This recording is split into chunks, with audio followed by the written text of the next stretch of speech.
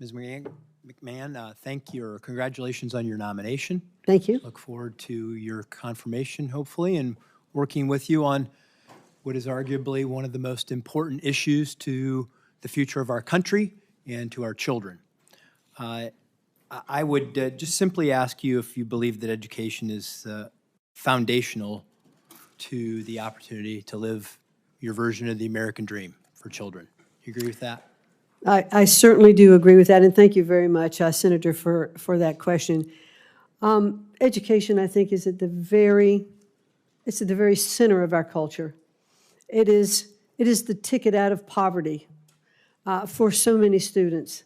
It is how our children's minds are absolutely cultivated so that they can learn.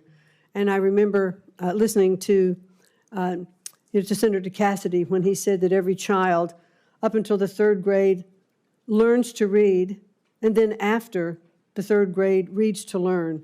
And if children cannot read at a proficiency level, they cannot continue to learn. They can't then be proficient in school. They can't go forward to higher education. They can't even start a business or do anything. So education, I do believe, is at the very center of what we need to do and to ensure that we have the best education for our students and that they all have equal access to a quality education. Thank you. The issue of inequality has come up in this hearing, and I can tell you as when I started in my elected career, I was a green state legislator in the state of Ohio who had this strange notion that if children were trapped in chronically failing schools, that they should have the opportunity to go somewhere else, and that I thought, who could be against that? And I quickly found out, well, there were a lot of people who were against that, powerful people, powerful institutions. And I just believe that we as Americans, we believe that freedom and choice is good. It's part of our DNA. It's good for markets and business, and that monopolies don't work, whether that's big business or big government. And that has been reinforced to me over the course of basically my lifetime that I've worked on this issue. Foundationally or fundamentally, billionaires have choice. Their children have choice. It's children that grow up in poverty that don't have choice.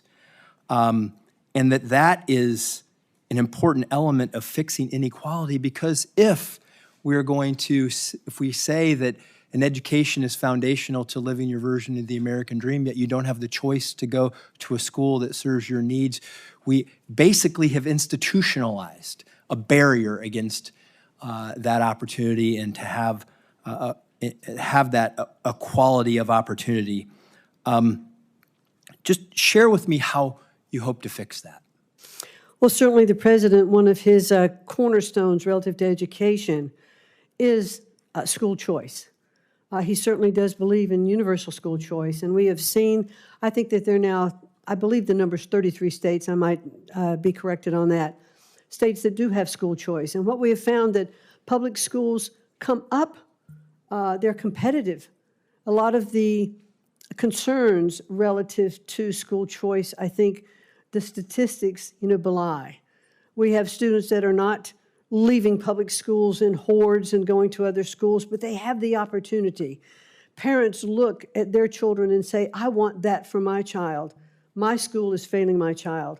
So if I have the opportunity to have an educational savings account or a voucher program or a scholarship program to get my child maybe to that charter school or to that other public school that is doing better than the one that my child is here because this is where I live, but I know that if I could get my child to that next school, they would be better off. Every parent wants that opportunity for their child. Thank you. And just quickly, I made some calls to superintendents in my state in Ohio before I came today, and I said, would you prefer to have the money sent directly to you rather than through the federal Department of Education? And do you think you could do a better job if we released you from the rules and regulations and you just said, and they said, yes, tell us what you want us to achieve, we'll achieve it, we'll do it. And I just wanted to share that with you, and that I also want to give you a chance to answer this, that you're not, and President Trump is not talking about cutting any funding for children. You're not talking about cutting funding for disabled children. You're just talking about changing the way that the money gets to these students in schools, and that you're committed to that. Is that correct? That is correct, Senator. Thank you very much. Great. Thank you.